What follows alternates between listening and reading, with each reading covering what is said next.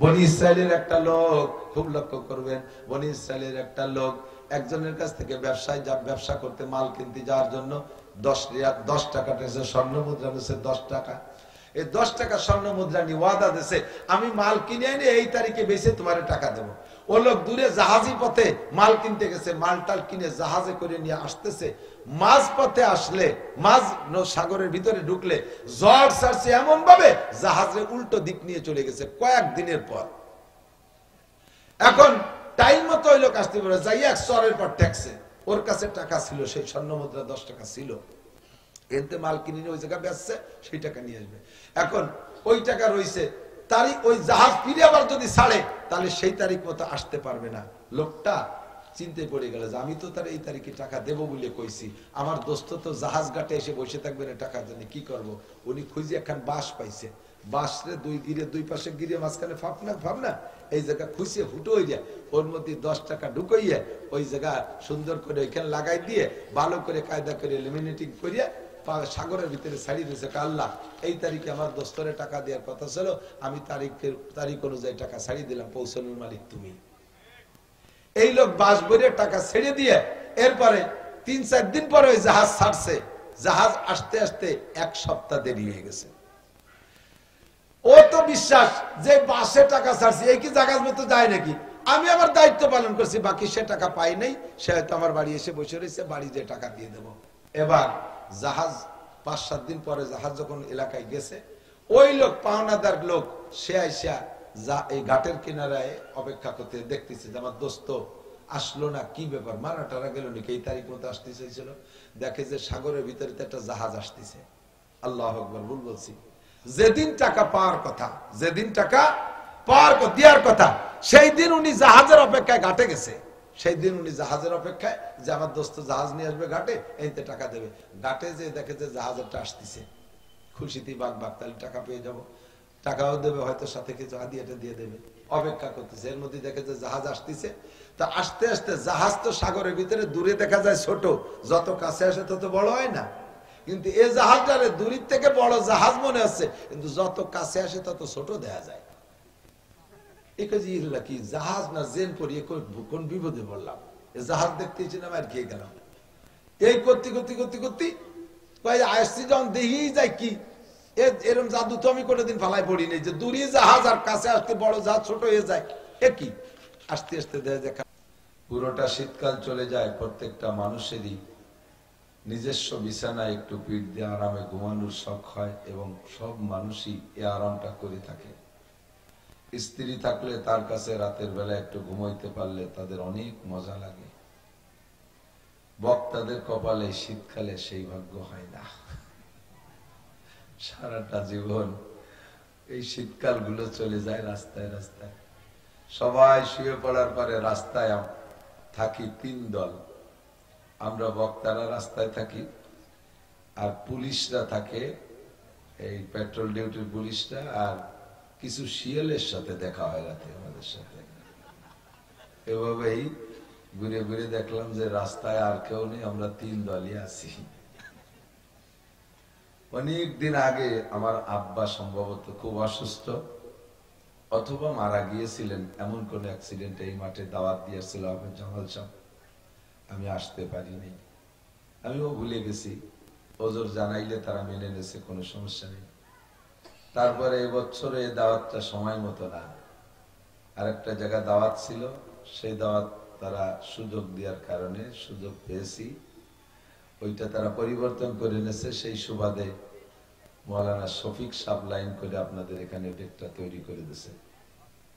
তো লম্বা একটা সফর চলে গেছে, কারগুজারি বলা মাকসাদ না, আমি দুর্বল, সেই দুর্বলতার কারণে আমি কতটুকু পারবো এটা জানি না, যদি কম হয়ে যায় আপনারা অভিযোগ করবেন না, এই জন্য আমার দুর্বলতাটা আগে ব্যক্ত করতেছি। সিলেট, চট্টগ্রাম, টাঙ্গাইল, ময়মনসিংহ, ঢাকা ঢুকো দিয়ে একটানা 7 দিন 8 দিন সফর করে এসে এত ক্লান্ত হয়ে গেছে। বিমানে গেছি অনেক জায়গায়, তারপরে আবার বাসে, গাড়িতে, মোটর সাইকেলে দৌড়দৌড়ি করে ঠান্ডা গলা টলা বসে গেছে। আমি আপনাদের কাছে দোয়া চাই, স্বল্প অল্প কথার ভিতরে আল্লাহ তাআলা আমাদের সকলকে হিদায়াত নসিব করে, বলেন আমিন। সময় পরিবর্তনশীল, ছোটবেলায় আমাদের যার যেমন রুচি ছিল, এখন যারা যতটুকু বড় হয়েছি সেই শিশুকালের ছোটবেলার রুচি কি আছে? ছোটবেলায় 5-7 4-5-6-7-8 এর ভিতরে একটা রুচি ছিল। কেমন রুচি ছিল? দেশে যখন যে ফল হয় ওই ফল আগ ফল কিরা খেতে পারে? খেজুর খাইয়ে পারলাম, আমি তোকে সবাই আগে খেজুর খাইছি। কবে খাইছি? গত শনিবারে। আমি 15 দিন আগে মাম বাড়িতে খাইয়েছি। এইগুলো একটা পাল্লা চলতো। সিম খাইছিস কিরা কত আগে? আমি সবাই আগে খাইছি। এই নিয়ে পাল্লা চলতো। এখন বয়স বেড়ে যাওয়ার পরে সেই জালি খেজুর, কুশো, সিম, আমের গুটি এইগুলো খাওয়ার পাল্লা মন আছে নাকি? ধীরে ধীরে সব পরিবর্তন হয়ে গেছে না? এমন করে আশাবা সগীরা ওয়া আপনাল কাবীর কাদরুল গাদাতে ওয়া মাররুল আশি, সকাল বিকাল দিন রাতের পরিবর্তনের সাথে সাথে মানুষের রুচি ও চাহিদার পরিবর্তন হয়। এক সময় যুবক বয়সে যখন মাঠে ময়দানে আসতাম তখন সওয়াব হবে না, নেকি হবে না, গুনাহ হবে ওই চিন্তা না, মানুষের কাছে গ্রহণযোগ্যতা অর্জন করতে হবে, মাঠ দখল করতে হবে। কারণ ওয়াজের মাঠ ফার্স্ট ক্লাস একটা মাঠ, মাইক ধরতে পারলে টাকা, কিভাবে দখল করা যায় সে ভাইরাল হওয়ার বড় চিন্তা ছিল। কিন্তু সেকালে ইউটিউব ছিল না বিদায় অত আগে ভাইরাল হইতে পারিনি। আর এখন ইউটিউবের যুগ আসছে, ভাইরাল হওয়ার শখ নেই। ক্লাসের ছাত্রদেরকে যেভাবে হাদিস কোরআন পড়াই, কাটা কাটা বাংলায় সেভাবে কিছু কথা উম্মতকে বলার চেষ্টা করি। কাব্বারানি মৌতুল কুবারা, বুড়োরা মরি আমাকে বুড়ো বানাইছে। সেই সব বুড়োরা যারা এই মাঠে বয়ান করতেন তারা থাকলে আমি চেয়ার তো দূরের কথা, নিচে মাটিতেও জায়গা পেতাম না। উনরা মরেই আমাদেরকে জায়গা খালি করে দিয়ে গেছে। আবার একটা সময় আসবে, হঠাৎ করে শুনবে একদিন আমার মৃত্যু খবর, কেঁদে কেঁদে আসবে সবাই দিতে শুধু খবর। এখন হাজার হাজার মানুষ আমার বাড়ি যায়, টাকা নিয়ে যায়, পয়সা নিয়ে যায়, খাবারটা নিয়ে যায়, মিষ্টি নিয়ে যায়, মাছ নিয়ে যায়। যার এলাকায় যা আছে, আপনাদের এলাকার থেকে দাওয়াত দিতে অনেক সময় পেঁয়াজ নিয়ে যায়। ওই মুন্সিগঞ্জ আড়িয়াল বিল এলাকার মানুষ গেলে ওরা ওখান থেকে কুমড়ো নিয়ে যায়। একটা কুমড়ো 60 কেজি 70 কেজি ওজন। একটা কুমড়ো দিতে পারলে হুজুর দাওয়াত রাখবেন, এইভাবে আর কি। একদিন আমার মরণের খবর আসবে, সেদিন আর কেউ আমার ওয়াজের দাওয়াত দিতে যাবে না, মিষ্টি কুমড়ো খাওয়াইতে যাবে না। হয়তো বেশি বেশি মহব্বত থাকলে 3 মুঠ মাটি দিতে যাবে। কথা বলেন ঠিক কি ঠিক না? এমন ভাবে প্রত্যেক দিন পরিবর্তন আসতেছে। তো আল্লাহর কাছে দোয়া করি, আপনারাও দোয়া করেন যাতে আল্লাহ তাআলা আপনাদেরকে সাথে নিয়ে অনেক দিন পর্যন্ত দ্বীনের দাওয়াতের কাজ করার তৌফিক দান করে। সবাই বলি আমিন।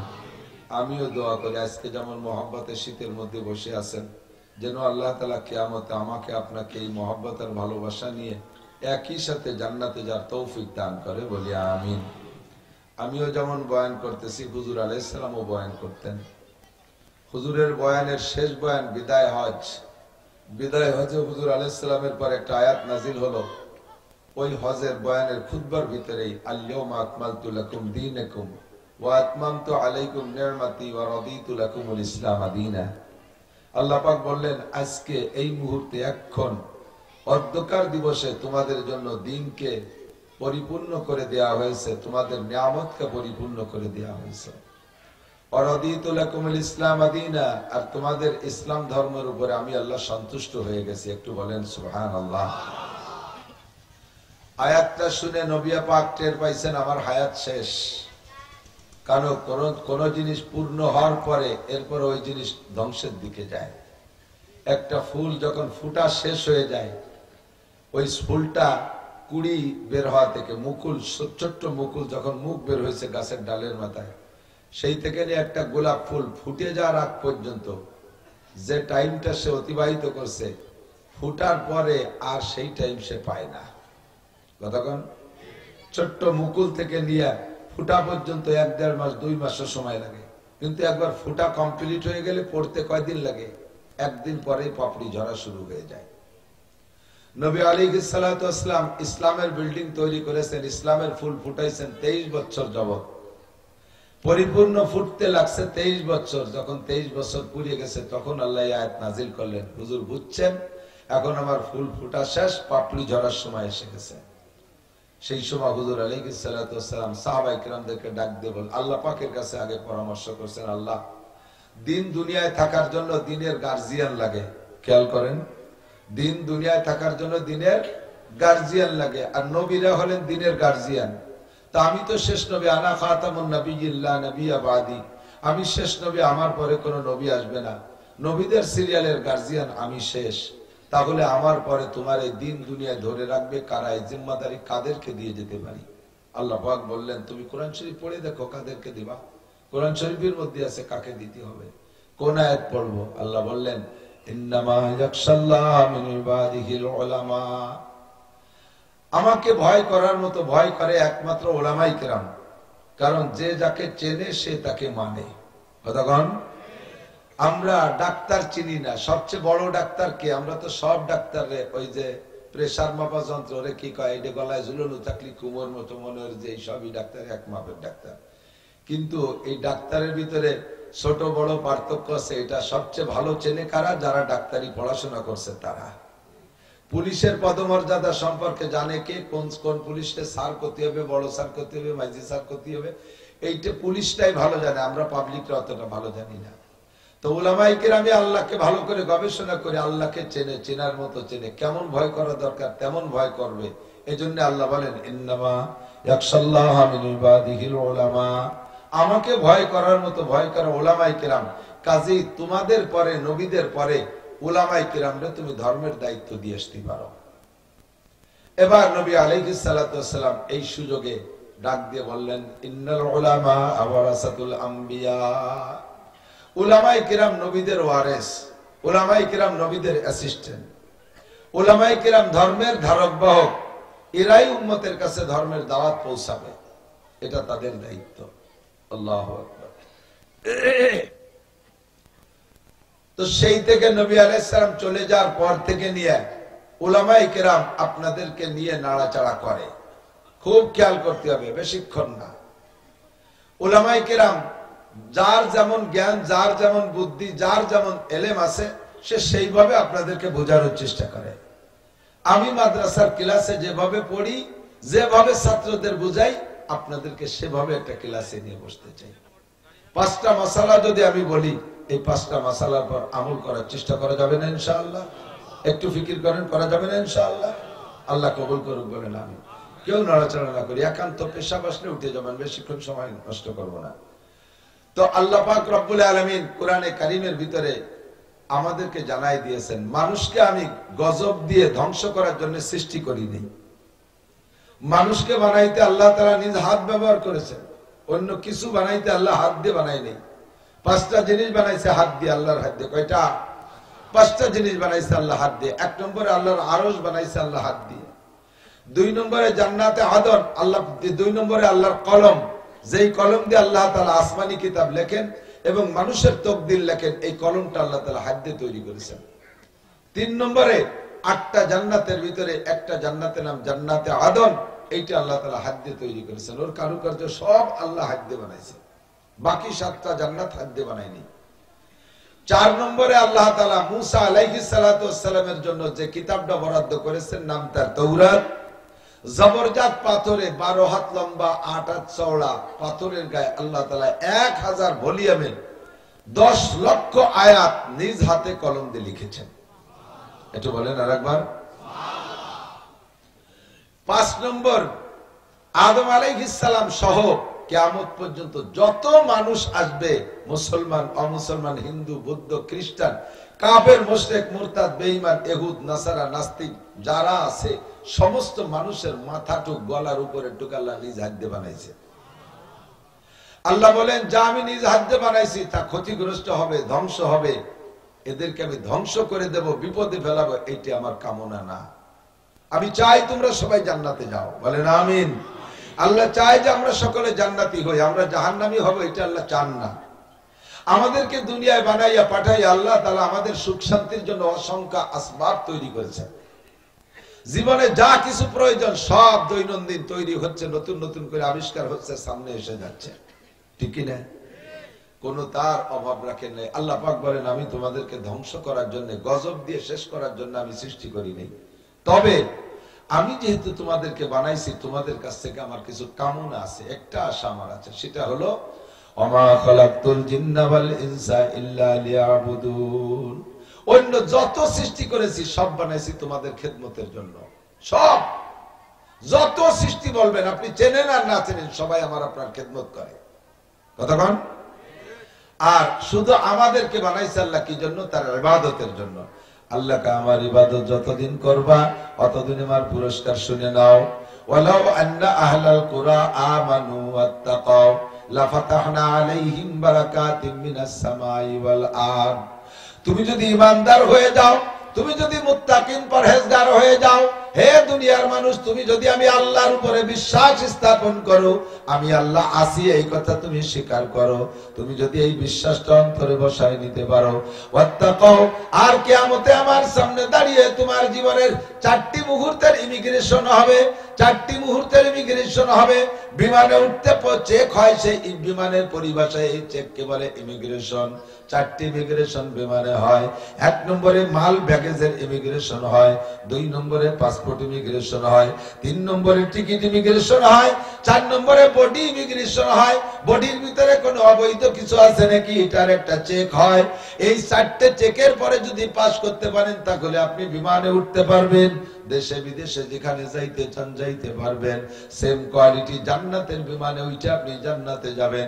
তার আগে আল্লাহ পাকের দরবারে দাঁড়ায় 4টি ইমিগ্রেশন হবে। আমার বুড়ো বাবারা, যুবকরা, পর্দার আলেম মামুনরা কান খাড়া করে লক্ষ্য করবেন। 4টি ইমিগ্রেশনের ভিতরে 1 নম্বর আন উমরিহি ফিমা আফনা, হিসাবটা দিতে হবে কিন্তু আল্লাহর সামনে, অন্য কোন ফেরেশতার সামনে না। এই ইমিগ্রেশন ফেরেশতারা নেবে না, ইমিগ্রেশন নেবেন স্বয়ং আল্লাহ তাআলা। আল্লাহর সামনে দাঁড়িয়ে আপনার গোটা জীবনের হিসাব দেওয়া লাগবে। কোত্থেকে কিভাবে তুমি সময়টা অতিবাহিত করেছো। 15 বছর বয়সে সাবালেগ হইয়া 70-80 বছর পর্যন্ত আমার 1000 মণ চাউল খেয়েছো, কত মণ ডাউল খেয়েছো, কত গ্যালন পানি খেয়েছো, কত টপ তেল পান করেছো, কত কিছু ব্যবহার করেছো বান্দা, কত কাপড় চোপড় ব্যবহার করেছো, সবই আমার দেয়া নিয়ামত। আমার নিয়ামত উপভোগ করে তুমি কার ইবাদত করেছো, কি করেছো, আমারে গোটা জিন্দেগির হিসাব দিয়ে যাও। দুনিয়ার মানুষের সামনে হিসাব দিতে গিয়ে এই বাংলার জমিনে সচক্ষে দেখেছি, চোখের সামনে দেখেছি। যারা মনে আছে একটু বলবেন। বর্তমান সরকার তো মোটামুটি শিথিল ভাবে তার এই তত্ত্ব অন্তর্বর্তীকালটা কাটাই যাচ্ছে, তার দায়িত্ব সে পালন করতেছে।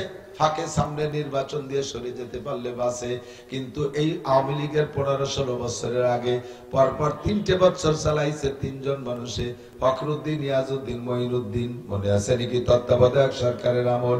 সেই সময় আওয়ামী লীগ বিএনপি উভয় দলের নেতারা এই তত্ত্বাবধায়ক সরকারের কাছে হিসাব দিতে যে ধরা খাইছে। তার আগের সরকার ছিল বিএনপি, খালেদা জিয়া ছিল সরকার। সেই খালেদা জিয়া পর্যন্ত তত্ত্বাবধায়ক সরকারের সামনে দাঁড়াইয়া হিসাব দিতে পারে নাই, তার জেল খাটা লাগছে। আওয়ামী লীগের নেত্রীরা জেল খাটা লাগছে, উভয় দলের কত নেতাদের জেল খাটা লাগছে। মানুষের সামনে মানুষে দাঁড়াইয়া জবাব দিতে পারো নাই। এই তত্ত্বাবধায়ক ফখরুদ্দিন সরকারের কাছে নামাজের হিসাব দেওয়া লাগে নাই, রোজার হিসাব দেওয়া লাগে নাই, হজের হিসাব দেওয়া লাগে নাই, জাকাতের হিসাব দেওয়া লাগে নাই, তেলাওয়াতের হিসাব দেওয়া লাগে নাই, ফরজ ওয়াজিবের হিসাব দেওয়া লাগে নাই, জিনা ব্যভিচারী হিসাব দেওয়া লাগে নাই, মদ গাঁজা আবার হিসাব দেওয়া লাগে নাই। মাত্র একটা হিসাবে ধরা খেয়ে গেছে, হাজার হাজার মানুষ ধরা খেয়ে গেছে। হিসাবটা হলো আনমালিহি মিন আইনা ইকতাসাবা ফিমা আনফাকা। তুমি ঢাকায় আসলে গার্মেন্টসের চাকরি করতে, হঠাৎ করে আঙ্গুল ফুলে কলা গাছ, এই জায়গা 20 তলা দালান দিলে কি দিয়া? কতক্ষণ? এই একটা প্রশ্ন না? তুমি আসলে বিলাড়াড়ি পায়ে হেঁটে আসলে বাড়ি থেকে ঢাকা আসার জন্য তোমার ভাড়ার টাকা ছিল না। পদ্মা নদী তুমি কোনো মতে ফেরিতে ফাঁকি ফুকি দিয়ে পার হইয়ে এরপরে মানিকগঞ্জের মধ্যে দিয়ে বিলাড়াড়ি ঢাকায় আসলা। এখন তুমি হেলিকপ্টারে বাড়ি যাও, এই টাকা তোমারে কে দিল? তোমার নামে কোন অ্যাকাউন্টের মাধ্যমে কি আসমান থেকে টাকা ঢুকছে? একটা হিসাব আমারে দিয়ে যাও। ফখরুদ্দিনের কাছে একটা হিসাব দিতে যে নেতারা সব রমজানের আগে এতে কাপে বসে গেছিল জেলখানা। ঠিক না? মানুষই মানুষে তো পীড়িত আছে, একই জাতের মানুষ। তাই সে জায়গা যদি এত ভয়ের ব্যাপার থাকে, আর কত নেতা যে হিজরত করে ইন্ডিয়া চলে গেছে আর লন্ডন গেছে, তা তো আর কোয়ার কায়দা নেই। মুহাজিরে ইন্ডিয়া, ঠিক না? এখনো বহু নেতা পলাইছে কি পলাই নাই? মাত্র 4 মাস আগে যারা দেশ শাসন করছে এখন তারা কোথায়? ফাইনাল মাফার। আরে দুনিয়ায় নাই লন্ডন আর আমেরিকা পাকিস্তান দুবাই যে পালাইলা, কিয়ামতের ময়দানে আল্লাহ বলবেন ফাইনাল মাফার, কোথায় যাবি? ফানফুজু লা তানফুজুনা ইল্লা বিসুলতান। এই দুনিয়ার কোন জায়গা যাবি? সব জায়গা আমার রাজত্ব। হাসরের মাঠে কোন জায়গা পালাবি? সব জায়গা আমার রাজত্ব। পালায় সাইরে যেতে পারবি না। আই বুড়ো আমার কাছে হিসাব দিয়ে যা। চার দোকানে বসে কতক্ষণ গল্প করছিস, আর মসজিদে কতটুকু সময় লাগাইছিস, মসজিদ মাদ্রাসায় কতটুকু সময় দিয়েছো, স্কুলে কতটুকু সময় দিয়েছো, কোরআন পড়তে কতটুকু সময় দিয়েছো, নভেল নাটক পড়তে কতটুকু সময় দিয়েছো, আরে জিকির ফিকিরে কতটুকু সময় দিয়েছো, মোবাইলের ফেসবুকের ভিতরে গেম খেলছো, আর তুমি কত কিছু করছো, এর জন্য কতটুকু সময় দিয়েছো, আমার হিসাব দিয়ে যা। হাসি উড়াই দিস না রে দাদা, তামাশা মনে করিস না। আল্লাহর কসম ফাসাও বাতারা ইদান কাশাবাল গুবারো আবার আসুনতা হাতারি লিখা আমে হেমারো। অন্ধকার কেটে গেলে প্রমাণ হবে তুমি ঘোড়ার পিঠে বসা না গাধার পিঠে বসা। অন্ধকারে ঝগড়া করতেছো, তুমি গল্প করতেছো আমি ঘোড়ার পিঠে তুই গাধার পিঠে। কয় আর মাত্র 1 ঘন্টা পরে অন্ধকার কেটে যাবে, বেলা উঠবে, আলো হইলে দেখবি কে ঘোড়ার পিঠে আর কে গাধার পিঠে। মর্দমারা সর্বসরদার খাবেদা গাছতে বেদারা কেউ রব আজদাহা। দুনিয়ায় যতদিন আছো ঘুমাই আছো, চক্ষু বন্ধ করে কবরে গেলে ঘুম ভাঙবে, ফেরেশতার সাথে দেখা হবে, জান্নাত দেখতে পারবা, জাহান্নাম দেখতে পারবা, সেই সময় বুঝবা এই কথাগুলো কি সত্য কি মিথ্যা। 2 নম্বরে ইমিগ্রেশন। যুবক, আন শাবাবিহি ফিমা আমলাহ, মূল্যবান একটা সময় তোরে দিয়েছিলাম, তোর যৌবন কালের হিসাব দে। যতই শীত হোক আর গরম হোক, যত বড় কঠিন শীত হোক, যৌবনের রক্তের গরম থাকে, গাটা গায়ের ভিতরে দাহ থাকে, শেষ রাতে উঠা তুমি ঠান্ডা পানি দিয়ে গোসল করে দাঁড়িয়ে খাড়িয়ে তাহাজ্জুদের নামাজ পড়তে পারো। মাঝখানে আপনাদের 3-4 জন যে বাদাম খাচ্ছেন যে কয়জন, আপনাকে কারণে ওয়াজে ডিস্টার্ব হচ্ছে আমার। অবশ্যই আপনার শিক্ষিত বুদ্ধিমান চেহারাই কয়, কিন্তু এত বড় বোকা কাজ করবেন এতে আমি ভাবতে পারি।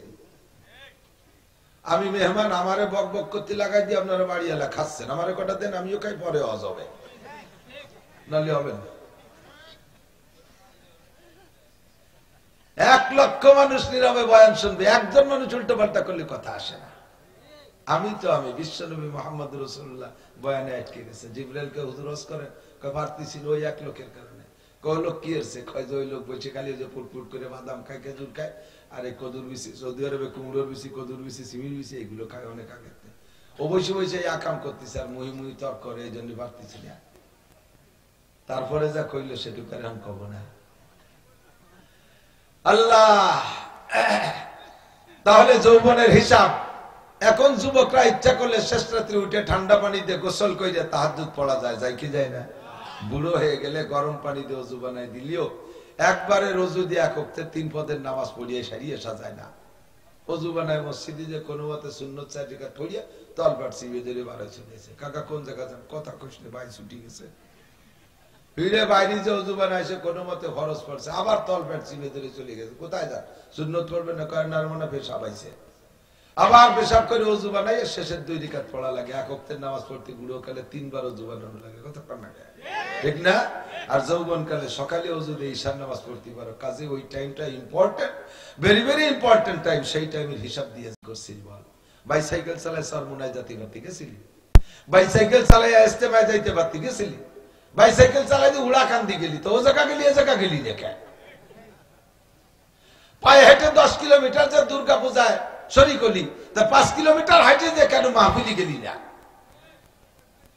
4 দিন 5 দিন পর্যন্ত শিক্ষা সফর কুয়াকাটা, কক্সবাজার, সুন্দরবনে যাই আকাম কুকাম করে আসলি, 3টে দিনের জন্য তবলিগি গেলি না কেন? কথা বল, হিসাব দেওয়া লাগবে না? অবশ্যই লাগবে। আনসাবাবিগি ফিমা আমলা, ভয় পাও আল্লাহকে। কি ভয় পাইবো আল্লাহকে? আল্লাহর সামনে দাঁড়িয়ে জবাব দিতে গেলে কেউ পারবো না। কথা বলেন। সিদ্দিকা আয়েশা বলেন, ওগো আল্লাহর নবী, আমরা কি আল্লাহর সামনে জবাব দিতে গিয়ে হিসাবে আটকে যাব? নবী পাক বলেন আয়েশা রে জবাবের চিন্তা করো না, মান হুসিবা নুকিসা, যেই হিসাবের কাঠগড়ায় দাঁড়াবে সেই ধরা পড়ে যাবে। আমি নিজেও সন্দিহান, আমিও কি হিসাবের কাঠগড়ায় দাঁড়ানো হই, আমি মুহাম্মাদুর রাসূলুল্লাহ যদি দাঁড়াই তবু আমার ভয় হয় যে আমি ধরা পড়ে যাব। বিনা হিসাবে পার হইতে পারো নাকি সেই ব্যবস্থা করো, হিসাবের কাঠগড়ায় মোটে দাঁড়াতে চেষ্টা করবা না। আনসাবাবি ফিমা আল্লাহ, কাজে যৌবন কালটারে পরিচ্ছন্ন রাখো যুবক, সাবধান হয়ে যাও। আল্লাহর নবী বলেন 2 নম্বর 3 নম্বর ইমিগ্রেশন হলো আনমালিহি মিন আইনা তাসাবা ফিমা আনফাকা, মাল সম্পর্কে জিজ্ঞাসিত হবা, কোত্থেকে কামাই করেছো, কোথায় খরচ করেছো বলে যাও। হালাল ভাবে কামাই করছো, আমার দিক হালাল ভাবে কামাই করছো, সারা দিন ভ্যান চালাইয়া রিকশা চালাইয়া একেবারে ন্যায্য টাকা কেউরে ফাঁকি দিয়ে টাকা নেও নাই, মাথার ঘাম পায়ে চলে গেছে, রক্ত পানি হয়ে বেরিয়ে গেছে, সন্ধ্যাকালে 500 টাকা পাইছো, সপ্তাহে 3500 টাকা কামাই করেছো, শনিবার আসলে ব্যারাকের অফিসারে তার থেকে 3000 দিয়ে দিছো। সুবহানাল্লাহ। কামাই করছো হালাল ভাবে, খরচ করছো BRAC, Adams, Caritas, BR division, Nirban, Jagorani Chakra, Asha, Proshika, গ্রামীণ ব্যাংকের অফিসারকে কিস্তি শোধ দিছো, এইটা অবৈধভাবে খরচ করছো। হয়তো তাদের কাছ থেকে টাকা আইনা তুমি ঘর বাড়ি দালান কোঠা বানাইছো, জমি কিনছো, পরে নিজে হালাল ভাবে পরিশ্রম করে টাকা কামাই করে সেই সুদে দিনা শোধ দিছো, এইটা তুমি অন্যায় করেছো। চুরি করে ডাকাতি করে কামাই করেছো, আরে ঘুষ খাইয়া মোটা টাকা কামাই করে কাবা ঘরের গিলাপ বানাই দিছো। আল্লাহ আমি কাবা ঘরে গিলাম দেবো, তুই কিসের চাকরি, পুলিশের চাকরি, তোর বেতন কত, 25,000 টাকা, তো কাবা ঘরে গিলাম বানাবি, এত টাকা আমি কোন জায়গা আসে, আল্লাহ দেয়, রাস্তায় ট্রাকের সাথে মুসাফা করি ওইভাবে চলে আসে, রাস্তায় ট্রাকের সাথে মুসাফা হয়। আস্তাগফিরুল্লাহ। তুমি কি পীর হইছো যে ট্রাকের সাথে মুসাফা হনো? পীর সাহেবরা মুসাফা হলে টাকা পায়। কোত্থেকে কামাই করেছে জবাব দিয়ে যাও। হারাম ভাবে টাকা কামাই করে তাই যে মসজিদ মাদ্রাসা করলে নেকি তো হয় না, বরং নেকির আশা করলে ঈমান নষ্ট হয়ে যায়। এই ইমিগ্রেশনে ধরা খাইবা।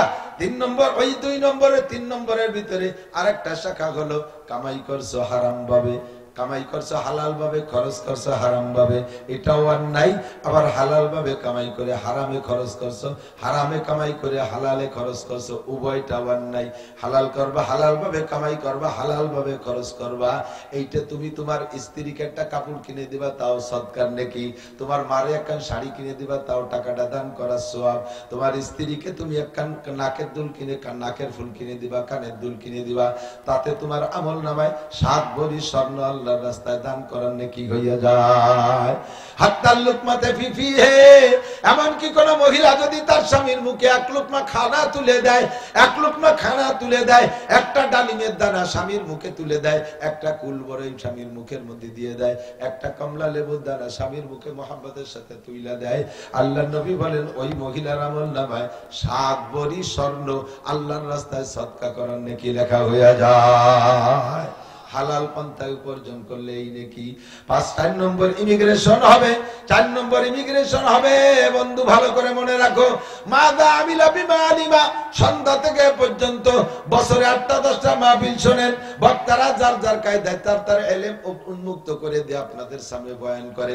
শুনতে শুনতে 10 জন বক্তার বয়ান শুনলে আপনার ব্যক্তি জীবনে যত ইলমের দরকার সবই আপনার জানা হয়ে গেছে, কিছু বাকি নেই। এই কথাগুলো বহুবার শুনেছেন আমাদের কাছ থেকে।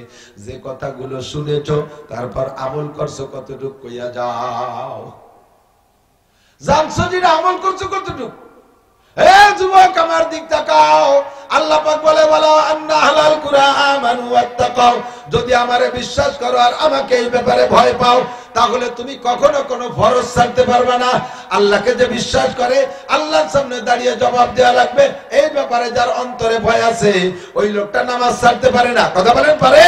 ওই লোকটা ফজরে ঘুমায় থাকতে পারে না, কোন ওয়াক্তের নামাজ ছাড়তে পারে না, ফরজ রোজা ছাড়তে পারে না, হজ ফরজ হইলে ছাড়তে পারে না, যাকাত ফরজ হইলে না দিয়ে পারবে না, কখনো ফরজ তরক করতে পারে না, ওই লোকটা জিনা ব্যভিচার করতে পারে না, ওই লোকটা পরের জমি জাল দলিল করতে পারে না, ওই লোকটা আইল ঠেলে ফসল কাটিয়ে আনতে পারে না, ওই লোকটা মিথ্যে কথা বলতে পারে না। যার ভয়ে আল্লাহর প্রতি বিশ্বাসের ভয় আছে ওই লোকটা মদ গাঁজা ইয়াবা ফেনসিডিল বিড়ি সিগারেট হুক্কা এগুলো মুখে দিতে পারে না। ওই লোকটা সুদের টাকা ঘুষের টাকা হাতে নিতে পারে না। যার ভিতরে আল্লাহর প্রতি বিশ্বাসের আল্লাহর ভয় আছে। কথা বলেন। আল্লাহ কয় যখন তোমার ভিতরে আমার বিশ্বাস আর আমার ভয় হবে, অন্যায়গুলো করবা না, ন্যায়গুলো ছাড়বা না, তখন আমি আল্লাহর উপরে ওয়াজিব দায়িত্ব হয়ে যায়। লাফাতাহনা আলাইহিম বারাকাতিম মিনাস সামাই ওয়াল আরদ, আসমান থেকে বরকত, আসমান থেকে রহমত, জমিন থেকে বরকত। বলেন আসমান থেকে রহমত, জমিন থেকে বরকত। যত ফসল যেখানে যা করবি, পানি দেওয়া লাগবে না, সার ওষুধ কীটনাশক দেওয়া লাগবে না, হাজার মন বরাদ্দে বরাদ্দে ফলে থাকবে। যার বাস্তব চাক্ষুষ প্রমাণ মাঝে মাঝে বলি, আফগানিস্তানের খবর নিয়ে দেখেন, আফগানিস্তানের খবর নিয়ে দেখেন, শতভাগ কোরআনী আইন বাস্তবায়ন হচ্ছে। চোর ধরা পড়লে হাত কাটা, জেনা ধরা পড়লে পাথর মারা, চাবুক মারা জারি হয়ে গেছে। মহিলারা বেপর্দা করতে পারবে না, পুরুষরা দাড়ি কাটতে পারবে না, এতাতি তাবলীগ চলবে না, আহলে হাদিসের কার্যক্রম চলবে না, সম্পূর্ণ কোরআন সুন্নাহ। তারা চেয়ারে বসে সংসদ অধিবেশন করে না, মন্ত্রীরা এভাবে পাটি বিছাইয়া, মাদুর বিছাইয়া, কার্পেট বিছাইয়া তারপর বসে বসে সংসদ অধিবেশন করে। নামাজে রক্ত হইলে একজন বেনামাজি থাকতে পারবে না। স্কুল কলেজ ইউনিভার্সিটিতে নারীদের ব্যবস্থা আলাদা, পুরুষের ব্যবস্থা আলাদা, যার যার কায়দায় নামাজের সুন্দর ব্যবস্থা। সরকার সুন্দর করে শরীয়তের বিধান বাস্তব আদায় করে নিচ্ছে। আল্লাহ পাক কি দিচ্ছে শুনলে আশ্চর্য হবেন। আজ থেকে 3 বছর আগে যেই ডালিম গাছের ডালিম, 1 কেজি ডালিম হইতে 4-5টা ডালিম লাগতো, এখন সেই গাছ সেই জায়গায় আছে, এখন একটা ডালিমে 1 কেজি হইয়া গেছে। আসমান থেকে রহমত, জমিন থেকে বরকত। এই যুদ্ধের কারণে আফগানিস্তানে আর একটা চাষ আছে, সেটা হলো জাফরানের চাষ। জাফরান শোনেন না? জাফরানের চাষ। এই জাফরানের চাষ ওই দেশে বিশাল চাষ, বহুত কোটি কোটি টাকা তার থেকে আসে। বোমা মারতে মারতে, গোলা বারুদের কারণে জাফরানের গাছগুলো আপনাদের পাছার নিচে খেয়ার যেমন এইরকম হয়ে গেছিল। মোল্লাদের হাতে রাষ্ট্র ক্ষমতা আসার পরে মাত্র 2 বছরের ভিতরে সেই জায়গার সেই গাছগুলো এত সুন্দরভাবে হয়ে গেছে, এখন কোটি কোটি টাকা আসতেছে জাফরান থেকে। 3 নম্বরে মোল্লাদের টাকার মান এমন হয়েছে, পৃথিবীতে যাদের টাকার দাম সবচেয়ে বেশি তার ভিতরে রোল নাম্বার 3 হয়েছে মোল্লাদের টাকা, আফগানের টাকা। এই মোল্লারা এমন সুন্দর আবিষ্কার শুরু করে দিয়েছে, জাপান পর্যন্ত তাদের কাছে হেরে যাচ্ছে। এত দামি গাড়ি মোল্লারা বানাইছে, সায়েন্স বিজ্ঞান কিছু তারা স্কুল কলেজে পড়ে নাই, এই মোল্লারা নিজেদের যোগ্যতায় গাড়ি তৈরি করতেছে। 20 বছর রাশিয়া, এরপরে 20 বছর আমেরিকা, এই সারা পৃথিবীর 2টা পরাশক্তি 40 বছর শাসন করেছে, মাতুব্বারি করেছে। পাহাড় খনন করে তারা টানেল বানাইতে পারে নাই। মোল্লারা মাত্র 2 বছরের ভিতরে কয়েক মাইল টানেল খুঁজে টানেল বানাই ফেলাইছে। এত সুন্দর সুড়ঙ্গ রাস্তা, উড়াই দেখে চোখ ছানা বড়া হয়ে গেছে। মরুভূমির ভিতরে দিয়ে সাগরের থেকে ও সাগর একটা খাল বানাইতে হবে, আজ 100 বছর ধরে সেই খালটা কেউ বানাইতে পারে নাই। আল্লাহর রহমতে মোল্লাদের মাধ্যমে আল্লাহ সেই খালটা মাত্র 1 বছরের ভিতরে কমপ্লিট হয়ে গেছে। বড় বড় জাহাজ যাতায়াত করতেছে।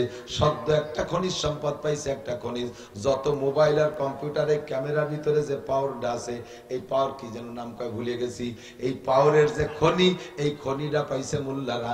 তার দাম 1000 বিলিয়ন মার্কিন ডলার। দেয় কে?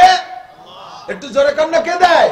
আরে আমার বাংলার জমিনের চাইতে দামি জমি পৃথিবীতে নাই। সোনার বাংলাদেশ, আমার স্বাধীন বাংলাদেশ, সোনার বাংলাদেশ, আমার স্বাধীন বাংলাদেশ। এদেশের মাটি সোনার চাইতে খাঁটি, হ্যাঁ সোনার চাইতে খাঁটি। সোনা সোনা বলো, সোনা নয় তত খাঁটি। আমার সোনার বাংলার মাটি যত খাঁটি, তা সোনার চাইতেও খাঁটি। কি যেন গান একটা গায় সুন্দর করে, আমার বাংলাদেশের মাটি সত্যি সোনার চেয়ে খাঁটি। এর দেশে যে কত খনিজ সম্পদ আছে, কিন্তু চোর চোরটা, ডাকাত, গুন্ড, বদমাশ, নুসদের কারণে আল্লাহ ওই ডেরে নিচে রাখছে, বা ভাসতে দিচ্ছে না। একটা বার মাত্র উলামায়ে কেরামের জিম্মায় রাষ্ট্র ক্ষমতা দিয়ে দেখেন, একটা বার উলামায়ে কেরামের জিম্মায় দিয়ে দেখেন। উলামায়ে কেরাম যদি সঠিকভাবে কোরআন সুন্নাহ অনুযায়ী দেশ চালায়, তাহলে আফগানের মতো এদেশের খনিজ সম্পদ আল্লাহ উগরায় দেবে। লাফাতাহনা আলাইহিম বারাকাতিম মিনাস সামা। এবার যদি উলামায়ে কিরাম ঐক্য হয়ে আইসা প্রার্থী দেয়, যদি নির্বাচন সামনে আসে, আপনারা কি আলেমদের পক্ষে থাকবেন? কারা কারা থাকবেন? সত্যি থাকবেন, মুনাফিকি করবেন না তো? মুনাফিকি করবেন না। আল্লাহ কবুল করে বলেন আমিন। আল্লাহু আকবার। নবী পাক এমন করে বয়ান করতেছিলেন, নবী আলাইহিস সালাম এমন করে বয়ান করতেছিলেন। এই বয়ানের মাঝে আসরের পরে পাহাড়ের পাদদেশে ছায়া জায়গায় বসা নবী বয়ান করতেছেন। ইতিমধ্যে একটা শব্দ আসলো কানে, আচানক একটা শব্দ মাটির নিচে আসছে। সাহাবায়ে কেরাম আতঙ্কিত, চমকে গেছে। চতুর্দিক থেকে মদিনার ঘর ঘর থেকে লোক দৌড়ায় রাসূলের কাছে আসতেছে। সবার চেহারার ভিতরে কেমন বিষণ্ণতা ভাব। এসে বলতেছি ইয়া রাসূলুল্লাহ আইয়ুসাউদ্দিন, এই খুব খেয়াল, ইয়া রাসূলুল্লাহ আইয়ুসাউদ্দিন হাযিহি মিন তাহতাল আরদ। হুজুর এই মাটির নিচ থেকে এই যে শব্দটা আসলো, শব্দটা কিসের শব্দ বুঝতে পারলাম না। ইসরাফিল আলাইহিস সালাম কি সিংহায় ফুঁতেছে নাকি, জমিন কি উড়ে যাবে নাকি, কিয়ামত শুরু হলো নাকি? হুজুর বললেন আমার জীবদ্দশায় কিয়ামত হবে না, সেই ব্যাপারে নিশ্চিত থাকো। তবে শব্দটা তো আমিও পাইলাম, দেখি কি শব্দ, খুঁজে দেখি। হুজুর জিম ধরে চুপ করে বসছেন। ইতিমধ্যে জিবরাইল এসে কয় মা তাহজান ইয়া রাসূলুল্লাহ, হুজুর কি চিন্তা করতেছেন? হুজুর কয় এই শব্দটা কিসের শব্দ বুঝলাম না। জিবরাইল কয় হুজুর এই শব্দটা হলো আল্লাহ পাক জাহান্নাম কমপ্লিট কইরা জাহান্নামের উপরের থেকে নিচের দিকে একটা পাথর ছাড়ছিলেন, সেই পাথরটা আজকে নিচে যাইয়ে পড়লো, সেখান থেকে শব্দ উঠে আসছে, সেই শব্দ। হুজুর বললেন জিবরাইল এই পাথরটা কত বড় ছিল, কতটুক পাথর, কয়শো গ্রাম ওজন? জিবরাইল কয় হুজুর ওই পাথরটা যদি জমিনের উপরে রাখা হইতো আর সারা পৃথিবীর সমস্ত মানব এবং দানব সকলে মিলে যদি পাথরটারে জাগানোর ইচ্ছা করে, তাহলে মাটি থেকে মাত্র এক আঙ্গুল উঁচু করতে পারবে। এত ভারী পাথর। আল্লাহ পাক কয়েক লক্ষ বছর আগে জাহান্নাম কমপ্লিট করে ওই পাথরটা জাহান্নামের মধ্যে ছাইড়া দিয়েছে, আজকে সেই পাথরটা নিচে গিয়ে পড়লো। তাহলে বুঝে দেখেন জাহান্নাম কত গভীর। জাহান্নামের গভীরতা বোঝানোর জন্য বলা হয়েছে, হাদিসের মধ্যে আছে, মিশকাত শরীফের ভিতরে, বুখারীর মধ্যে আছে, এই পাথরটা যাই একেবারে জাহান্নামের তলদেশে পড়তে। আরে এই চশমাটা প্লাস্টিকের চশমা, সামান্য একটু লোহা আছে এর সাথে, এখান থেকে ছেড়ে দিলে 1 সেকেন্ডও লাগে না 10 হাত নিচে যাইতে। কতক্ষণ ঠিক না? এত ওজন আলা পাথরটা লক্ষ লক্ষ বছর পর্যন্ত নিচে যায়, আজকে জাহান্নামের তলে যে তলদেশে গিয়ে পড়লো আর শব্দটা আসলো। এবার জাহান্নাম কত গভীর হবে? সাহাবায়ে কেরাম কাঁদতেছে, ও আল্লাহর নবী জাহান্নাম এত গভীর, উপরে যারা ভাসমান থাকবে উলামায়ে কেরাম সাহাবায়ে কেরাম আপনাদের নজরে পড়বে, সেই মানুষগুলোরে তারা দেখে দেখে সুপারিশ করে নিয়ে যাবে। আর এই জাহান্নামের গভীরেও তো কেউ মানুষ থাকবে, ওই জায়গা কারা থাকবে? নবী পাক কোরআন শরীফের আয়াত পড়ে বললেন ইন্নাল মুনাফিকিনা ফিদ দারকিল আসফালি মিনান নার। একটা কথা বলবো বলেই আসছি, মুনাফিক, ইন্নাল মুনাফিকিনা ফিদ দারকিল, আমার ভাই কান খাড়া করো, লক্ষ্য করো, ইন্নাল মুনাফিকিনা ফিদ দারকিল আসফালি মিনান নার। ওই পাথরটা কত নিচে গেছে, কত হাজার কোটি মাইল নিচে, জাহান্নামের গভীর তলদেশ। ওই জায়গা থাকবে কারা? সাহাবায়ে কেরাম জিজ্ঞেস করলেন, নবী পাক বললেন আমার উম্মতের মধ্যে যারা মুনাফিক তারা থাকবে ওই জায়গা, মুনাফিক যারা তারা থাকবে ওই জায়গা।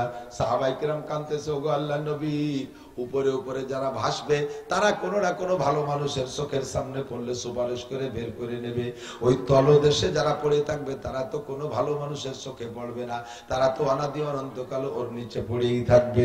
ওগো আল্লাহর নবী তাড়াতাড়ি বলেন ওই জায়গা মুনাফিক যে থাকবে, মুনাফিক কারে কয়, কাকে মুনাফিক বলে একটু বলেন, যদি আমরা মুনাফিক হয়ে থাকি তাড়াতাড়ি তওবা করব, একটু তাড়াতাড়ি বলেন মুনাফিক কাকে বলে। নবী পাক জবাব দিলেন আয়াতুল মুনাফিকে সালাসা, আয়াতুল মুনাফিকে সালাসা, মুনাফিকের আলামত তিনটাই হাদিসের মধ্যে আছে। কয়টা একটু বলেন, কয়টা? কয়টা? এক নম্বরে যে মুনাফিক, আয়াতুল মুনাফিকে সালাসা, এক নম্বরে ইজা হাদাসা কাযাবা, যে মিথ্যে কথা বলে সে মুনাফিক। মিথ্যাবাদী বলেন, মিথ্যাবাদী। মুনাফিক তো আপনি করছেন, কি রে মুনাফিক করতে তা আমি করছি, দুইয়ে টুক করতে হবে। বলেন মিথ্যাবাদী, মিথ্যাবাদী, মিথ্যাবাদী কি সবাই কইছে? এই পেশালারা কইনে চালাকি হতেছে, সবাই কইতে হবে। বলেন মিথ্যাবাদী, মুনাফিক, ওয়াদা খিলাফকারী মুনাফিক, আর আমানতের খেয়ানতকারী মুনাফিক। বলেন বলেন। আমার বলানোর একটা উদ্দেশ্য আছে, কিয়ামতে যে বলবেন কি, নাসির হুজুরির ওয়াজ শুনতে শীতের মধ্যে বসেছিলাম, উনি যদি বলে দিত যে মুনাফিকের আলামত 3টে, তাহলে আল্লাহ আমরা কি কোনোদিন মুনাফিকি করতাম? কও, আমরা কত ভালো মানুষ ছিল না? এই উনি এটা ওটা কয়ে সারি চলে গেছে, আমাকে এই কথাগুলো শিখিয়ে দিয়েছেন, যার কারণে আজকে মুনাফিক হয়ে ধরা পড়ে গেছে। সেদিন যাতে আমার নামে মামলা দিয়ে আমারে অ্যারেস্ট করতে না পারেন, সেই জন্য আমি মুখ দিয়ে বলালাম, যার মুখ দিয়ে বেরোইছে তার আমল নামায় লেখা হয়ে গেছে। কিরামান কাতিবিনা ইয়ালামুনা মা তাফআলুন মা ইয়ালফিজু মিন কাওলিন ইল্লা লাদাইহি রাকিবুন আতীদ। সম্মানিত ফেরেশতার কাঁধে বসে লেখে, লেখে কোন জিনিসটা লেখে, যে কথাটা মুখ দিয়ে বেরোয় ওইটা লেখে, মনের মধ্যে যেটা কল্পনা করেন ওইটা কিন্তু লেখে না, ওইটা লিখতে নিষেধ। তো ফেরেশতারা মনেরটা জানে না, মুখ দিয়ে বেরোনোর পরে জানে। আমি সবাইকে ওয়াদা করাইছি, স্বীকার করাইছি, মুনাফিকের আলামত তিনটা। এক নম্বরে মিথ্যে কথা বলা, এর মধ্যে তো কেউ জীবনও মিথ্যে কথা বলেন না। অনেকের আছে জীবন বলে কোনোদিন সত্যি কথাই বলে না, এরকম আল্লাহ মানুষ আছে না? মিথ্যে কথা তো সত্যি কথা, সে সত্যি কথা কইলেও তাকেও বিশ্বাস করে না। এত পরিমাণ পাইকারি মিথ্যে কথা কইতে কইতে সমাজে দাগি হয়ে গেছে করে পচা কাঁঠালের মতো, পরে ভালো কাঁঠাল দিলেও খাতে চায় না, আছে না এরকম? সে পরে সত্যিটা কইলেও বিশ্বাস করে না। এমন মিথ্যেবাদী আছে, সাবধান, মিথ্যে কথা বলবো না। খারাপ ভাবে মাটির নিচে চলে যাব, না খাইয়ে মরে যাব, তবুও মিথ্যে কথা বলবো না। শুধুমাত্র মিথ্যে কথা বলা যায় আছে দুই তিনটে জায়গা। একটা তার ভিতরে, একটা হলো দুইজনের ভিতরে গ্যাঞ্জাম বাঁধছে, এই গ্যাঞ্জাম মীমাংসা করতে ছোট্ট একটা মিথ্যা কথা কইলে মীমাংসা হয়। যদি মিথ্যাটা না কই কোনোভাবে মীমাংসা করা যাচ্ছে না, দুইজন কুপাকুপি করে জেল হাজত, ফাঁসি টাসি হয়ে যেতে পারে। তাহলে এত বড় বিপদ থেকে বাঁচানোর জন্য যদি ছোট্ট একটা মিথ্যে কথা কলি হয়, তাহলে যেমন দুইজনে কেউ কেউ বিশ্বাস করতে না, লেগেই যায়, তুমুল লাগে লেগে যায়। আপনি মাঝে যখন তুই যে ওর নামে ওর বাপ এমন খেপা খেপছিস, ও দিয়ে এই সন্ধ্যের আগে তোর নামে আমার কাছে যে কি প্রশংসা করলো, এর খালি খালি কয় কি ও আমার প্রশংসা করছে, আস্তে একটু দুর্বল হয়ে যাবে কথা কন। আবার ওর কাছে যে কয় যে ওরে মারবি, ওই একটু আগে আমার কাছে আমারে দেখালো যে তোর জন্য একটা লুঙ্গি কেনছে, এই দৃশ্যমা দেবে, মিথ্যে কথা।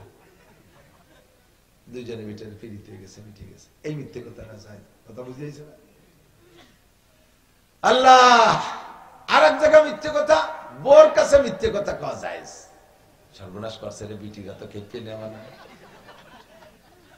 বোর কাছে কি মিথ্যে কথা, শাড়ি একখান কিনে নিয়ে আসছেন 300 টাকা দিয়ে, আসে কত নেছে, এই তো 3500 টাকা নেছে। সুতো মুতো চেনে না, দাম বেশি শুনে খুশিতে ভরিয়ে ফেলাইছে। ওই বিটির সাথে একটু ফাজলে বিয়ারা যায়। আল্লাহ তারে খুশি করার জন্য স্বামী স্ত্রীরে, এটা কথার কথা বললাম, স্ত্রীকে মিথ্যে কথা, স্ত্রীর চেহারা অতটা ভালো না, আপনার সাথে সম্পর্ক ভালো করার জন্য তারে অতিরিক্ত প্রশংসা করা।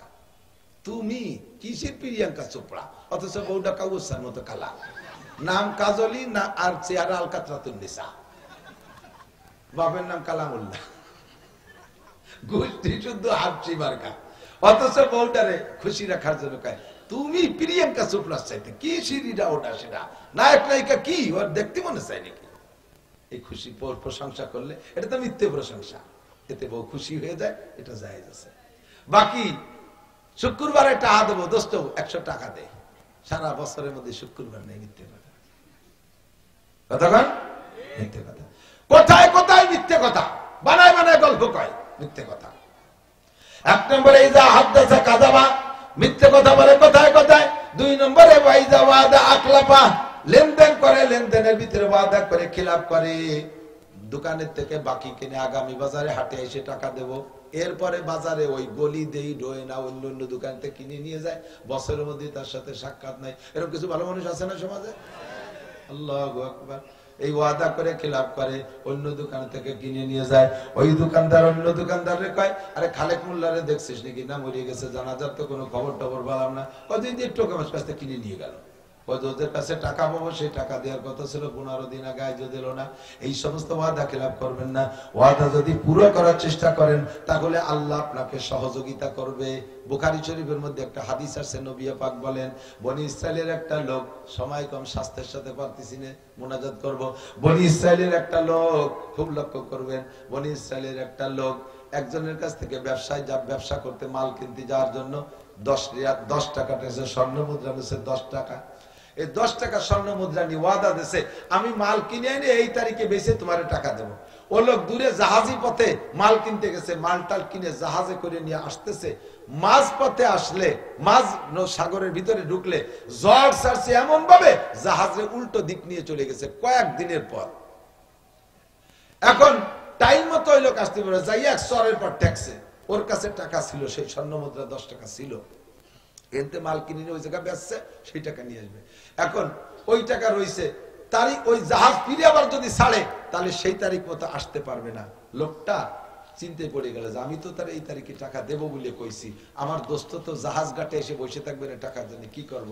উনি খুঁজে একখান বাঁশ পাইছে, বাঁশরে দুই পাশে গিরে মাঝখানে ভাবনা এই জায়গা খুঁজিয়ে ফুটো হয়ে যায়, ওর মধ্যে 10 টাকা ঢুকাইয়া ওই জায়গা সুন্দর করে ওইখানে লাগাই দিয়ে ভালো করে কায়দা করে লেমিনেটিং করিয়া সাগরের ভিতরে ছাড়িয়ে দিয়েছে। আল্লাহ, এই তারিখে আমার দোস্তরে টাকা দেওয়ার কথা ছিল, আমি তারিখ অনুযায়ী টাকা ছাড়িয়ে দিলাম, পৌঁছানোর মালিক তুমি।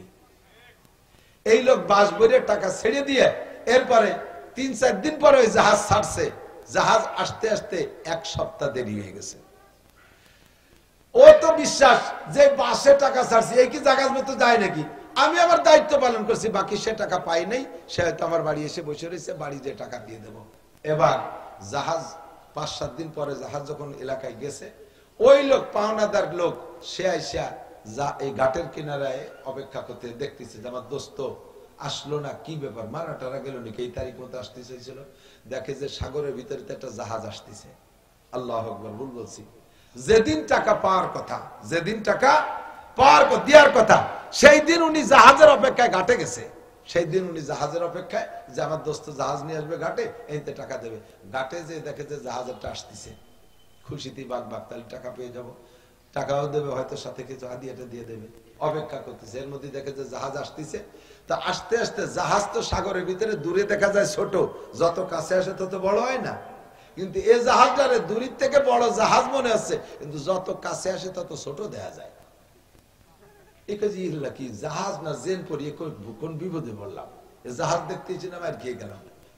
এই করতে করতে করতে করতে আসছি যখন দেখি যায় কি, এরকম জাদু তো আমি কোনোদিন ফালাই পড়ি নাই যে দূরে জাহাজ আর কাছে আসতে বড় জাহাজ ছোট হয়ে যায়।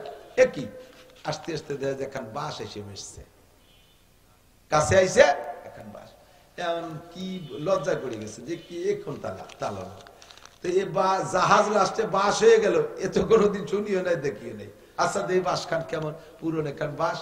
চিন্তা হতেছে নেবো কি নেবো না, পরের বাস। আবার চিন্তা হচ্ছে সাগরে বাসা, তাতে এর কোনো মালিক নাই, কেউ না কেউ নিয়ে যাবে না, বাড়ি নিয়ে যাই চলা বানাবানি ঘুরাইয়া। সেই বাস খান উঠোই নিয়ে বাড়ি নিয়ে দাউদ দিয়ে কোপ দিয়ে ফাড়ছে, ফাড়িয়ে দেখে যে ওর মধ্যে সেই 10 দিনার ভরা রয়েছে, সেই স্বর্ণের 10 টাকা ওর মধ্যে, আর সাথে একখান চিঠি লেখা, দোস্ত টাইম মতো আসতে পারি না, এই তোমার টাকা বাসের মধ্যে ছেড়ে দিলাম, তুমি যদি পাও তাহলে তুমি নিয়ে নিও। চিঠি খান রয়েছে, পাইয়ে লোকটা কাঁদতেছে, টাকা উঠে নিয়ে। এরপরে প্রত্যেক দিন সাগরের পাড়ে যাই দোস্তের অপেক্ষা করে, দোস্ত আসলো না, মরে গেল। 7 দিন পরে যখন ওই লোকটা ঘাটে গেছে, ওই জাহাজের থেকে তো এরে দিয়ে ভয়তে কাঁপতেছে, আল্লাহ সর্বনাশ করছে, সে টাকা তো পাইনি, আর ওয়াদা খিলাফ করছে, আমার মনে মানুষের মধ্যে বেইজ্জতি করবে। নিচে নামার পরে বলছে, দোস্ত তোর কাছে পাই ধরে আল্লাহর কাছে মাফ চাই, আমার মাফ করে দিস, এই কারণে আমি তোর টাকা সময় মতো দিতে পারিনি। ওকে দোস্ত, তুমি এইভাবে টাকা ছাড়ছিলে না, সেই টাকা আমি এই ঘাটে পেয়ে গেছি। বলেন না সুবহানাল্লাহ। ওয়াল্লাযীনা জাহাদু ফীনা লানাহদিয়ান্নাহুম সুবুলানা ওয়া ইন্নাল্লাহা লামাআল মুহসিনিন। কাহারো থেকে কর্জ করার সময় নিয়ত রাখবেন সময় মতো পরিশোধ করব, সাধ্য অনুযায়ী চেষ্টা করবেন, দেখবেন ব্যবস্থা হয়ে গেছে। আর নেওয়ার সময় যদি নিয়ত রাখেন যে ওরে তো 2-4 গুল্লি দেবই দেব, তাহলে বছরের মধ্যে দেওয়ার তৌফিক হবে না, কোনোদিনও দিতে পারবেন না। আর না দেওয়ার ভিতর যদি মারা যান, ভালো করে মনে রাখেন, প্রত্যেক 2 পয়সার বিনিময়ে কিয়ামতে 700 রাকাত নামাজ দেওয়া লাগবে। 2 পয়সার বিনিময়ে 700 রাকাত নামাজ দেওয়া লাগবে। কয় রাকাত নামাজ পড়ছেন? দেওয়া লাগবেই লাগবে ইনশাআল্লাহ। 3 নম্বরে মুনাফিকের আলামত, 3 নম্বরে হলো ওয়াইজা তুমিনা খান, আমানত রাখলে তা খেয়ানত করে। মুনাফিকের কাছে আমানত, মেম্বারের কাছে ওয়ার্ডের আমানত মারিয়ে দিয়ে বসে থাকে, চেয়ারম্যানের কাছে ইউনিয়নের আমানত মারিয়ে দিয়ে বসে থাকে, উপজেলা চেয়ারম্যানের কাছে জাতির আমানত মেরে দিয়ে বসে থাকে, কন্ট্রাক্টরের কাছে রাস্তার আমানত পিস খোয়া মোয়া মারিয়ে খাইয়ে দিয়ে তার মধ্যে একটু মাটি তেল বিছাই দিয়ে তারপর কোন ইটির খোয়া বিছাই দিয়ে পাকা রাস্তা চলতে থাকে। রাস্তার এ পাশে ও পাশে বানায় শেষ করে পারে না 6 কিলোমিটার রাস্তা। এ পাশে রাস্তায় টিউমার হয়েছে, খাইজনি চুলকনি দাঁত পাঁচরা হইয়ে খুয়া খালের মধ্যে চলে গেছে গড়িতে গড়িতে, টাডুন খাওয়া হয়ে গেছে চোরের। কতক্ষণ টাকা এরকম আমানতের খেয়ানত, এটা মুনাফিক। এটা কি থাকবি কোন জায়গা? সোনারগাঁও হোটেলে মনে আছে ওই পাথর কোন জায়গা যে ঠেকছে ওনি ভরি থাকবি, তোর তা বাটি চালান দিয়ে খুঁজে পাওয়া যাবে না, জীবন ভরে থাকবি। জেল খাটছেন নাকি কেউ? জেল আজত তাজত খাটছেন না? আজত খাটছেন। আজতে আপনার তো খাটি টিটে বার হয়ে আছেন। বহুত আসামি আছে যাদের নামে কোনো উকিল নাই, ওই কোন জায়গা ধরা পড়ছে চালান দিতে দিতে দিতে ভরি তুলে নিয়ে ফেলাই দিচ্ছে, ওকে কোনো গার্জিয়ান নাই, ওর ভিতরেই তারা বুড়ো হবে, ওর ভিতরে মরে যাবে। এরকম আসামি আছে না? এইরকম আসামি জাহান্নামের তলদেশে থাকবে মুনাফিক। তার নাম হলো ইন্নাল মুনাফিকিনা ফিদ দারকিল আসফালি মিনান নার। 4 নম্বরে আরেকটা আলামত হুজুর বলে ওয়াইজা তাকাল্লামা ফাজারা। মুনাফিকের আরেকটা আলামত কথায় কথায় গালাগালি করে, কথায় কথায় কাজানি দেয়। বিশেষ করে নারীদের শরমগা উচ্চারণ করে বকানি দেয়, পুরুষের শরমগা উচ্চারণ করে বকানি দেয়, অকথ্য ভাষায় গালাগালি করে, এগুলো মুনাফিক। এদেরকে বলা হয় মুনাফিক। ভাষা খারাপ করবেন না। জবানের মালিক কে? জবানের মালিক কে? আল্লাহ। জবানের মালিক আল্লাহ। আল্লাহ যদি ইচ্ছা করে আপনার জবান বন্ধ করে দিতে পারে, কি পারে না? প্যারালাইসিস করে ফেলাইতে পারে, আপনি কান্দিও কুল পাবেন না। কাজে আপনার জবানকে কন্ট্রোল। যুবক, জবানের মালিক কে? এই জিহ্বের উপরে মদ গাঁজা বা ফেন্সি দিস না, মিথ্যে কথা বলিস না, অকথ্য ভাষায় গালাগালি করিস না। 5 নম্বরে আর একটা আলামত বলবো। মুনাফিকের 5 নম্বর আলামত হলো মসজিদে যায় সবার পিছে আর বেরোয় যায় সবার আগে। এরকম মানুষ তো এলাকায় নেই, সবাই তো আর আজানের আগে যে বসে থাকে। খুতবার আজান শুরু হবে সেই সময় যায়, আবার সালাম ফিরানোর পরে 2 রাকাত ফরজ পড়ে দূর দূর করে বেরোয় চলে আসে। এরকম কিছু মুত্তাকিন পরেজগার লোক আছে না? তোমাদের নাম মুনাফিক। তোমাদের নাম কি? মুনাফিক। সাবধান। আল্লাহ পাক আমাদের সকলকে মুনাফিকি থেকে হেফাজত করুক, জাহান্নামের তলদেশ যেন আমাদের স্থান না হয়। আমাদেরকে আল্লাহ তাআলা জান্নাতুল ফেরদাউস নসিব করে, বলেন আমিন। প্রাণ খুলে দোয়া করব। মসজিদে নববী বানাবেন নবী আলাইহিস সালাম, এদিক মসজিদে নববী বানাবেন। হুজুর মক্কা থেকে মদিনায় হিজরত করে যে মসজিদে নববী বানাবেন, মসজিদে নববী বানানোর জন্য আল্লাহ যে জায়গাটার টার্গেট দিয়েছে জিবরাইলের মাধ্যমে, সেই জায়গায় 2টা ইহুদি বাচ্চা, একটু একটু নাবালেগ 2টা বাচ্চা, তাদের মা বাপ গার্জিয়ান নেই, এই 2টা বাচ্চা ওই জমির মালিক। এখন ওই বাচ্চা 2টারে খবর দেয় না। হুজুর বলতেছে, বাবা এই জায়গায় তো আল্লাহ আমারে মসজিদ বানানোর অর্ডার করছে, কিন্তু জমি তো তোমাদের, কি করা যায় কও তো? বাচ্চা 2টা কয়, হুজুর আমাদের জমি আল্লাহর ঘরে মসজিদে দান করে দিলাম। অথচ ইহুদিদের বাচ্চা, ইহুদিদের বাচ্চা রমিয়া পাককে মসজিদ বানানোর জন্য জায়গা দিয়ে দিয়েছে। হুজুর কয়, না, এতিমের মাল, নাবালেগ এতিমের মাল এভাবে নেওয়া যাবে না, তোমার কিছু টাকা নিতে হবে। কত নিবা বলো? কয়, না হুজুর নেব না, কোনোভাবেই নেবে না। কয়, আল্লাহ আমার জমির উপরে আল্লাহর কোরআনের ঘর হবে, আল্লাহর নামাজের ঘর হবে, আমি এই জমির টাকা নেব কেন? কোনোভাবেই নেবে না। হুজুর তার গার্জিয়ানদেরকে ডেকে এনে বাজার দরে দর ধরিয়ে তাকে কিছু টাকা দিয়ে দিয়েছে। ও দোস্ত, ইহুদির বাচ্চা সে দিনকে দরদ, দিনের দরদ বুঝে নবী পাককে মসজিদে জায়গা দিয়ে দিয়েছে। আমরা অনেক সময় মুসলমানরা বুঝি না, এই জমিতে কি হবে? জমির পর জমি। আমার খুশি থাকতে হবে, আমার জমিনের উপরে, আমার জমির উপরে কোরআনে কারিমের তেলাওয়াত হবে, আমার জমিনের উপরে ওলামায়ে কেরাম হাঁটাহাঁটি করবে। কত জমি কত জনের পড়ে রয়েছে, তার মধ্যে শিয়াল কুত্তে আঁকতেছে, তার ভিতরে গরু ছাগল চড়াই বেড়াচ্ছে, তার ভিতরে কত আকাম হচ্ছে। আর আমার জমির উপরে কোরআনের ঘর হবে, মাদ্রাসা হবে, অবিকলা হাদাসানা বুখারী শরীফের ক্লাস হবে। এই কথাটা আল্লাহর বান্দারা বোঝে না, তাই মাঝে মাঝে এলোমেলো করে। আমি দোয়া করব এই মাদ্রাসার জন্য আশপাশে ভিতরে যে জায়গা দরকার, আল্লাহ তাআলা জমিওয়ালার মন সাহাবায়ে কেরামদের মতো নরম করে দিক, বলেন আমিন। আল্লাহ জমিটা মাদ্রাসা দরকার, তুমি ব্যবস্থা করে দাও, বলেন আমিন।